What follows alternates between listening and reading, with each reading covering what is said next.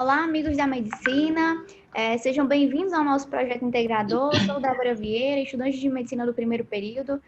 Gostaria aqui de saudar o professor Tiago Lopes, o professor Gilberto Portela, assim como os demais professores que estão aqui presentes e os colegas da medicina. Decidimos como tema principal do nosso projeto a atuação do profissional médico na conscientização da população sobre a adesão do uso de antihipertensivo, desse tratamento. E pela grande relevância do assunto, a gente tem como finalidade adquirir conhecimentos e assim poder até pôr em prática. A hipertensão arterial ela é a principal causa da consulta na atenção primária, sendo a principal porta de entrada à saúde da família é uma estratégia priorizada pelo Ministério da Saúde. E assim, para organizar a atenção básica, mostra como um modelo mais viável de alterar essa realidade. E o objetivo primordial do nosso projeto é o tratamento da antihipertensão, a redução da morbidade, da mortalidade cardiovascular em estágios avançados, causando lesões graves, podendo assim acometer até o órgão-alvo, podendo acometer a retina, o coração, o cérebro, podendo até levar o indivíduo à morte. Assim como os antihipertensivos, eles não reduzem só a pressão arterial, mas também os eventos cardiovasculares, fatais e não fatais. Como estamos vivenciando a pandemia da Covid-19, nós vimos que as pessoas que possuíam a hipertensão arterial eram as que mais possuíam a comorbidade. E por se tratar de uma doença de grande prevalência, ela vem crescendo cada vez mais no mundo, sendo o fator de risco mais importante no desenvolvimento de outros tipos de doenças cardiovasculares. E apesar do Brasil não dispor estatísticas sobre essa doença, foi feita uma estimativa na região sul, sudeste, nordeste, e tivemos o resultado de que aproximadamente 20% da população adulta tem sim hipertensão arterial. E por possuir várias formas de classificar, ela pode ser hereditária, pode ser acometida por fatores ambientais, aspectos hemodinâmicos, rigidez arterial, obesidade e funções endoteliais. A hipertensão arterial sistêmica, ela possui uma multiplicidade de causas, sendo a principal o estilo de vida, o sedentarismo, o tabagismo, alimentações inadequadas, e esse aumento da pressão arterial está associado diretamente com o avanço da idade, sobretudo da pressão sistólica. Está referente muito ao sexo. Homens, até 2011, homens de até 50 anos eram os que mais tinham hipertensão, mas de 2010 para cá, 2011 para cá, as mulheres é quem passam a liderar essa estatística. A hipertensão arterial sistêmica em negros, em comparação aos indivíduos brancos, apresenta um grande crescimento. Também está muito definida a relação do consumo de sal, das gorduras e açúcares. Sobre os antihipertensivos, ele é constituído por medicamentosos e não medicamentosos. Os não medicamentosos é a adesão da atividade física e de uma reeducação alimentar.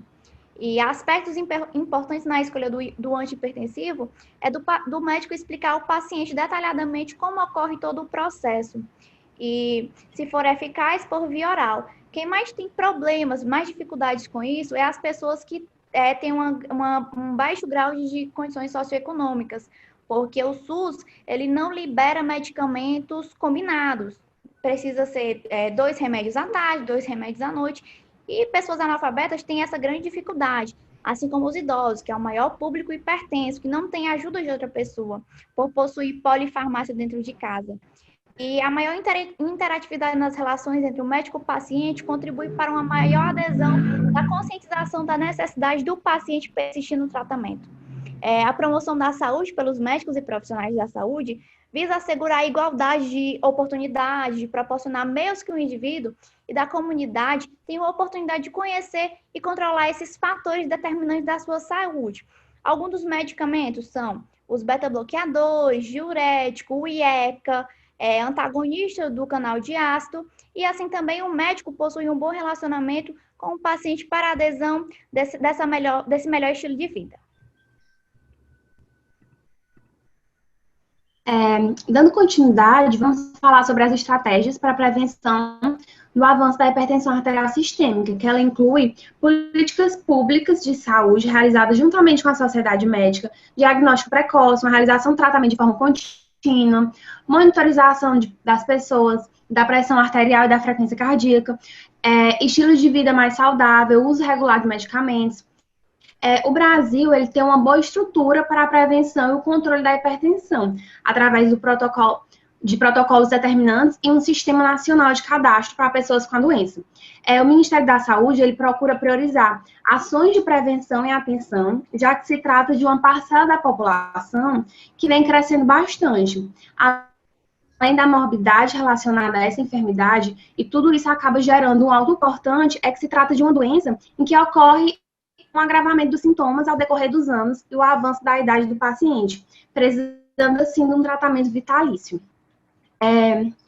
Entre as principais formas de prevenir o agravamento da população em geral, existe o acompanhamento pelo sistema de cadastro e o acompanhamento de hipertensos do governo federal, que tem como meta reunir os pacientes com o intuito de mantê-los no tratamento, orientá-los e informar a importância do acompanhamento mensal e lhes dão os medicamentos para o tratamento. De hipertensão arterial sistêmica, a aceitação do tratamento é realizada a partir do momento em que o conselho médico calha com as ações do paciente. Entre essas aceitações, as que mais ganham destaque são hábitos de uso hábito de usar o medicamento, cumprir as mudanças no estilo de vida e frequentar as consultas médicas, que no caso isso é basicamente o compromisso do paciente com o tratamento e o fato dele cumprir com as recomendações médicas. Existem também o teste de autorrelato do Muriski-Green, que nesse caso ele consiste em fazer 4 perguntas com o intuito de reconhecer pacientes que aderiram ou não ao tratamento. E é muito importante, porque tem como ter um controle dos resultados da atuação da equipe, né? Existe também o tratamento não medicamentoso da hipertensão. Ele consiste em que se trata uma mudança do estilo de vida do paciente, atividades físicas, juntamente com medicamentos para o controle da pressão arterial, utilizados de forma contínua e adaptável, de acordo com a necessidade do paciente, como medidas nutricionais, com um plano alimentar saudável e sustentável, atividades físicas, que eu tinha falado anteriormente, suspensão do tabagismo, controle de estresse, né? Tudo isso é muito importante. Existem dietas específicas para a hipertensão. Elas reduzem a pressão arterial e elas são ricas em potássio, cálcio, magnésio e fibras voltadas no consumo de frutas, hortaliças, laticínios com baixo teor de gordura, cereais, frango, peixe. A hipertensão arterial sistêmica ela é um problema de saúde pública no Brasil e no mundo. E nos últimos 20 anos ocorre um aumento da doença, principalmente nas mulheres.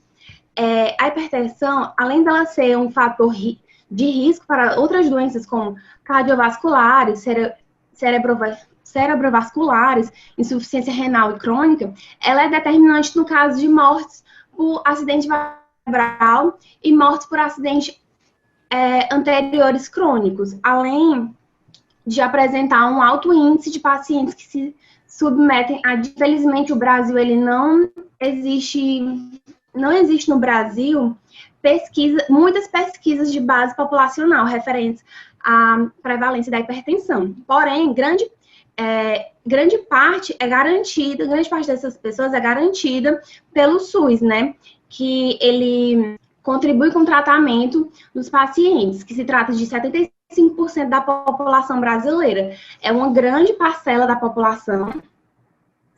E por isso foi desenvolvido um estudo sobre a importância do profissional médico na conscientização da população sobre o tratamento antihipertensivo, para que assim seja evitado complicações futuras e consequências da doença, né? Estão divididos em 2, que é o objetivo geral e o objetivo específico. O geral a função, ele tenta investir a atuação do profissional médico na intervenção da baixa ou na adesão do tratamento antihipertensivo da unidade básica de saúde. E os objetivos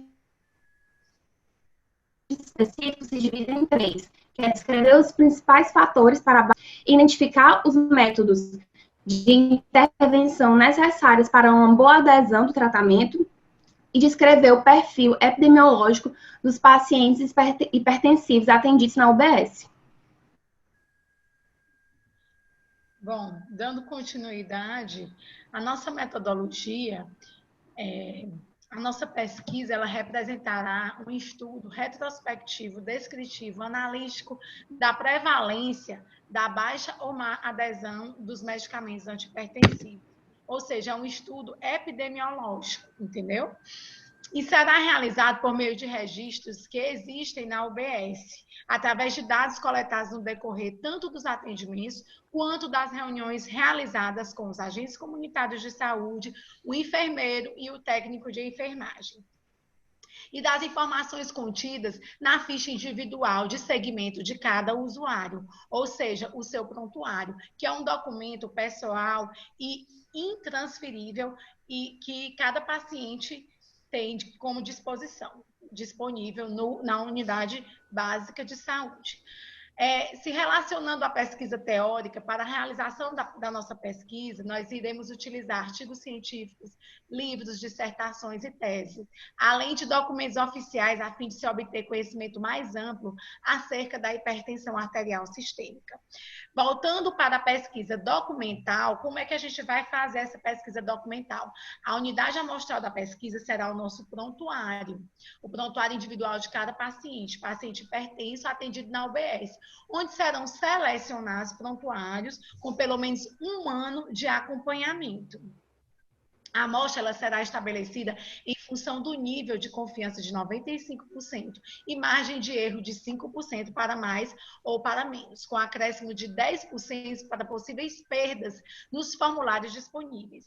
A natureza do estudo, na coleta de dados, eles serão formados por 2 grupos. O grupo 1, que é um grupo que adere à medicação, e esse grupo 1 ele é composto de prontuários de pacientes que frequentam o serviço de saúde de forma contínua e rotineira, ou seja, eles fazem uso da medicação antihipertensiva de forma correta e contínua. O grupo 2 já é o grupo que não adere à medicação. Ele é constituído por prontuários de pacientes hipertensos, cuja prescrição antihipertensiva existe, mas não fazem uso dessa medicação. E para garantir os princípios da aleatoriedade na coleta de dados entre esses 2 grupos, os pesquisadores eles solicitarão aos funcionários da instituição um fichário de cada vez para que não ocorra nenhum erro durante a coleta dos dados.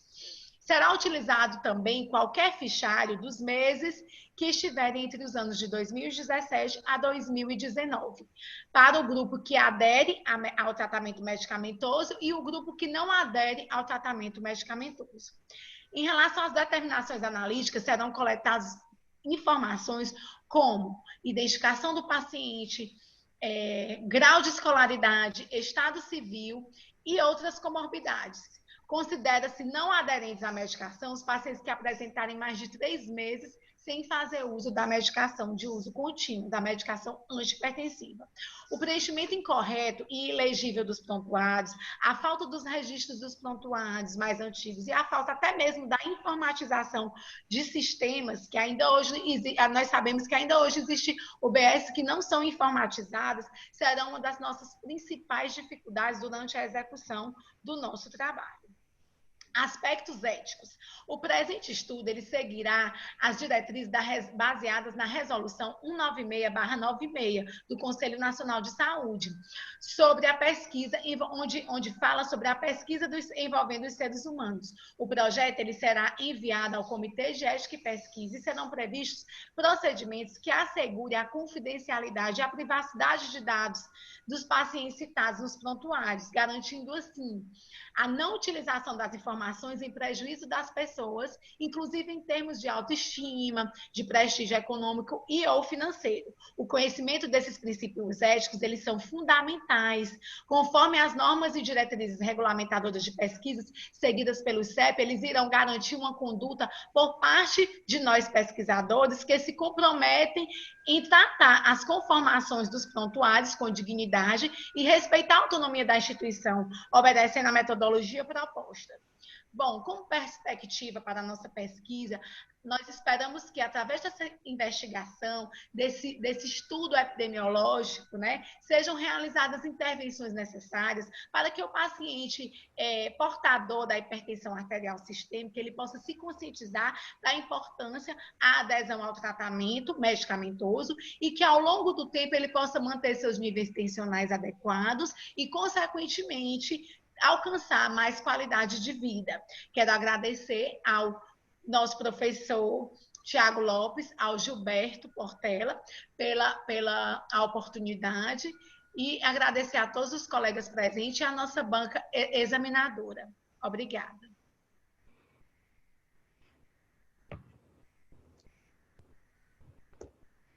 Pronto, né?